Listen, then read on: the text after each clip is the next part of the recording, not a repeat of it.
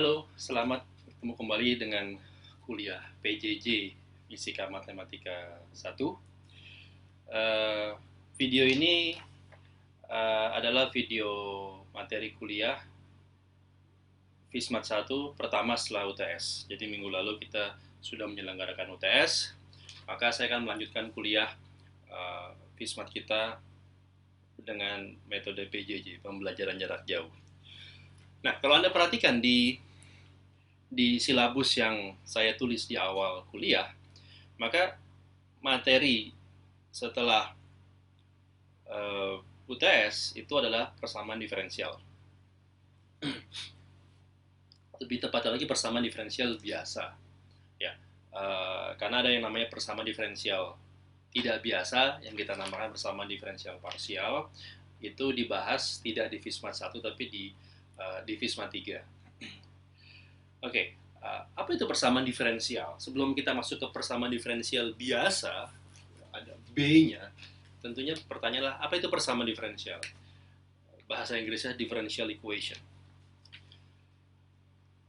Sebenarnya secara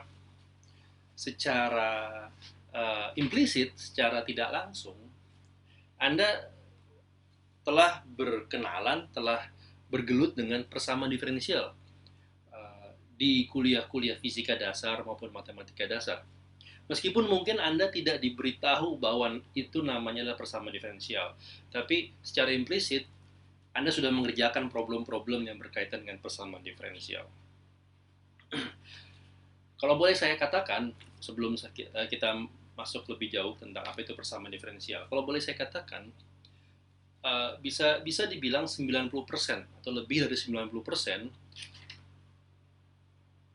fenomena fisika, bahkan bukan saja fenomena fisika, tapi semua fenomena alam, termasuk fenomena kimia, fenomena biologi, dan bahkan fenomena di ilmu sosial, itu dapat dimodelkan sebagai persamaan diferensial. Saya mencoba untuk mengklaim bahwa 90% problem science atau fenomena sains itu bisa dimodelkan sebagai persamaan diferensial. Jadi di sini kita lihat betapa pentingnya memahami persamaan diferensial, karena saya melihatnya sebagai suatu cara atau suatu kerangka atau suatu kacamata. Dengan memahami persamaan diferensial, Anda bisa memahami alam, Anda bisa memodelkan alam dengan lebih baik lagi. Kita bisa memahami alam dengan lebih baik lagi. Nah, kita bisa modelkan dalam persamaan diferensial. Nah, yang akan dipelajari di sini adalah bagaimana atau teknik-teknik bagaimana kita bisa mencari solusi dari persamaan diferensial.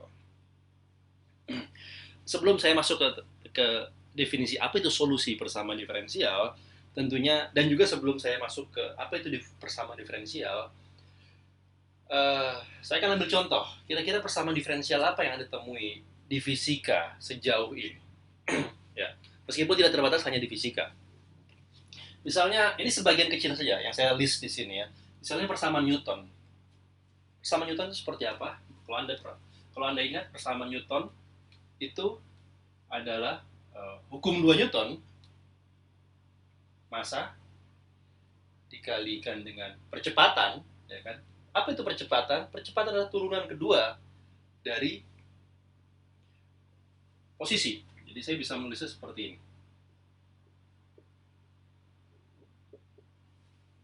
Ya. Massa, ini R adalah vektor posisi, D kuadrat, RDT kuadrat ini adalah turunan kedua dari vektor posisi terhadap waktu. Dan ini sama dengan resultan gaya-gaya yang bekerja. Kalau Anda lihat, persamaan ini bentuk apa yang dinamakan persamaan diferensial. Di mana diferensialnya? Ya, di suku yang ini. Jadi, persamaan diferensial itu adalah persamaan matematik yang mengandung paling tidak ada satu suku, di mana ada satu suku yang didiferensialkan atau diderivatifkan. Ya, seperti ini. Nah, tentunya ruas kanan ini bisa macam-macam ya. Anda bisa masukkan gaya gravitasi, gaya gaya pegas, ya, gaya hook, ataupun apapun. Kalau saya ambil contoh misalnya gaya pegas, maka persamaan di sini di ruas kanan, saya ambil misalnya satu dimensi saja, minus K dikali X, kalau Anda ingat. Maka ini membentuk satu yang kita namakan persamaan diferensial. Mana yang didiferensialkan? Suku yang ini. Oke. Contoh lain, rangkaian RC. Pernah ingat rangkaian RC di kuliah listrik magnet? Kalau saya punya sumber tegangan DC, sumber tegangan DC yang saya hubungkan dengan resistor, ini sumber tegangannya V, resistor R, lalu saya sambungkan secara seri dengan keping kapasitor, dan saya tutup rangkaiannya, ini C, ini saklar, ya. Anda lihat, Anda masih ingat Anda bisa menerapkan yang namanya hukum Kirchhoff kedua untuk menganalisis rangkaian ini, ya kan? Anda perhatikan hukum Kirchhoff kedua itu kan bahwa tegangan total itu adalah penjumlahan aljabar dari tegangan masing-masing komponennya. Ya kan, ini adalah tegangan pada resistor ditambah tegangan pada kapasitor. Tapi apa itu tegangan pada resistor? Tegangan pada resistor tiada lain daripada I dikali R. Dan tegangan pada kapasitor tiada lain daripada Q per C. Saya ingat ya, C adalah kapasitor, kapasitansi, Q adalah muatan listrik yang tersimpan dalam kapasitor, R adalah resistansi dari resistor, ya. Dan kita tahu bahwa, saya tulis di sini karena kekurangan tempat, I definisinya adalah arus adalah laju perubahan muatan persatuan waktu. Jadi saya bisa mengganti posisi di sini, I di sini dengan, atau biasa saya tulis R di depan, tidak masalah, dq dt. Anda lihat persamaan ini membentuk sistem yang kita juga namakan persamaan diferensial. Di mana letak suku derivatifnya? Di suku pertama di ruas kanan. Ya. Ada juga nanti Anda temui persamaan Schrödinger di mekanika kuantum. Saya mungkin sekedar menulis saja, tidak untuk dipahami fisisnya sekarang, tapi untuk menunjukkan bahwa persamaan Schrödinger juga memenuhi dari apa yang kita namakan sebagai persamaan diferensial. Saya tulis di sini.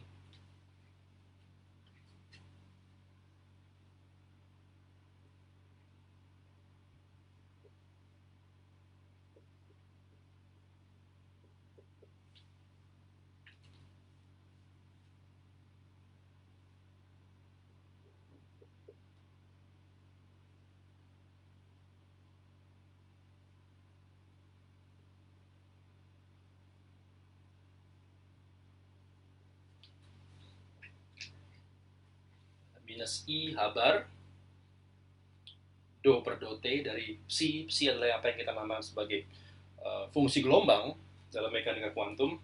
Itu sama dengan minus habar kuadrat per 2M. M-nya adalah massa dari partikel kuantum tersebut. Anda masih ingat lambang ini? Laplacian, betul? Laplacian dari psi, ya, ditambah V di sini adalah potensial, energi potensial dikalikan fungsi gelombangnya. Ini contoh bentuk persamaan diferensial di mekanika kuantum.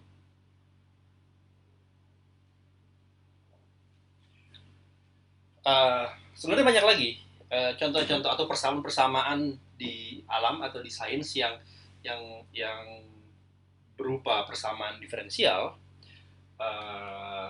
Ini sebagian kecil dari persamaan fisika yang akan Anda temui. Ada banyak lagi yang tentunya tidak bisa saya tulis di sini. Tapi saya mau mengambil satu contoh di luar fisika, adalah persamaan Lotka-Volterra. Ini persamaan apa? Anda akan temui ini di biologi. Ini adalah persamaan yang mengatur dinamika populasi. Jadi kalau Anda punya, misalnya gini, populasi kijang dan populasi harimau. Tentunya ada di sini Anda bisa melihat ada dinamika di situ, ada equilibrium, ya kan. Kijang adalah prey adalah apa? Adalah mangsa. Harimau adalah predatornya, pemangsanya, ya kan. Kalau populasi kijang sangat banyak, ya, maka ini akan membuat populasi harimau naik karena sumber makanan tersedia banyak, ya kan. Tapi jika populasi harimau naik, sumber makanan lama-kelamaan akan berkurang, tidak sebanding dengan jumlah predatornya, maka populasi kijang akan menurun, dan penurunan populasi kijang akan diikuti juga dengan penurunan populasi harimau. Karena kalau sumber makanan berkurang, ya lama-lama mereka akan kekurangan makan juga, akan mati. Nah, dengan berkurangnya populasi harimau, maka populasi kijang akan kembali naik karena tidak ada lagi predator atau predatornya berkurang. Nah, Anda bisa lihat adanya dinamika di situ. Nah, dinamika populasi tersebut bisa kita modelkan dengan suatu persamaan, ya. Tentunya ada banyak sekali model dinamika populasi, tapi yang paling sederhana dan yang paling awal dipropose orang atau digunakan orang adalah Lotka-Volterra yang saya tulis sebentar di sini.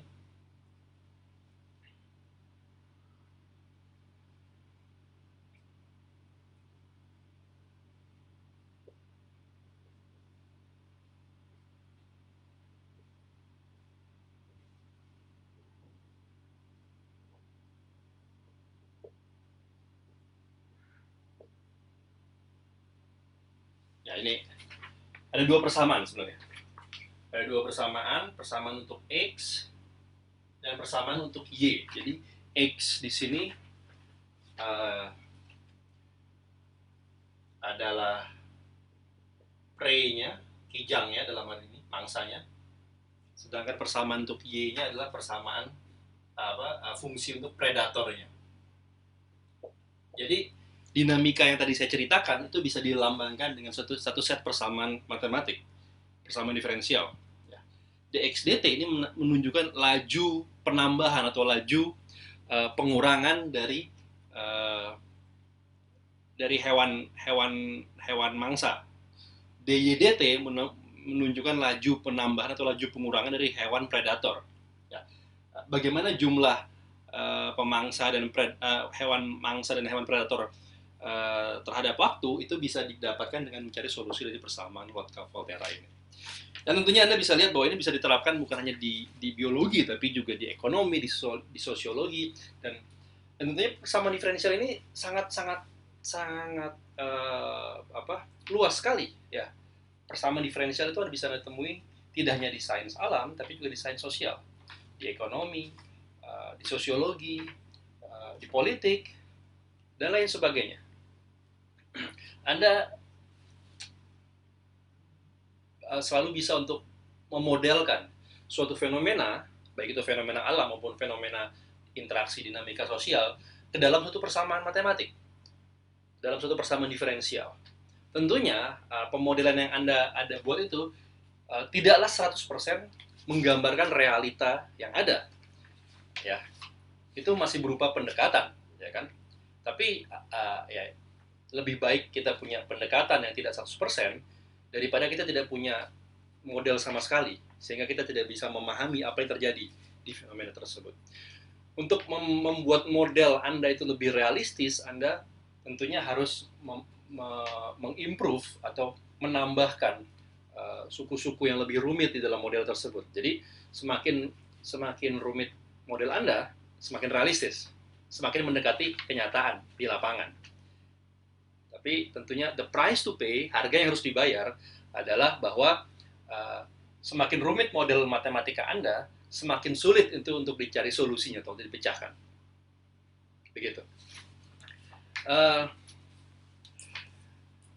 Ya, saya kira ini sekedar pengantar tentang persamaan diferensial. Apa itu persamaan diferensial? Saya harap dengan beberapa contoh sederhana ini Anda punya gambaran di kepala Anda tentang apa itu persamaan diferensial, dan Anda bisa melihat bahwa apa yang kita namakan sebagai persamaan diferensial itu sebenarnya bertebaran di semua fenomena fisika. Ya. Saya hanya akan membatasi di fisika saja, meskipun sebenarnya persamaan diferensial ini bisa ditemukan di semua fenomena ilmu sains, baik sains alam maupun sosial. Anda akan lihat di mekanika, Anda akan temukan persamaan diferensial. Salah satu dalam bentuk persamaan Newton. Di elektromagnetik akan Anda temukan persamaan diferensial. Contohnya RLC, LC, ya kan, maupun semua variasinya. Termasuk juga persamaan Maxwell. Di mekanika kuantum, Anda akan temukan persamaan Schrödinger. Di termodinamika, Anda akan temukan juga persamaan energi, persamaan entropi, dan lain sebagainya. Termasuk di sistem kendali, saya rasa semua bidang fisika itu mutlak membutuhkan pemahaman mengenai persamaan diferensial. Jadi yang akan kita pelajari di sini bagaimana mencari atau memecahkan persamaan diferensial sehingga kita bisa tahu apa solusinya.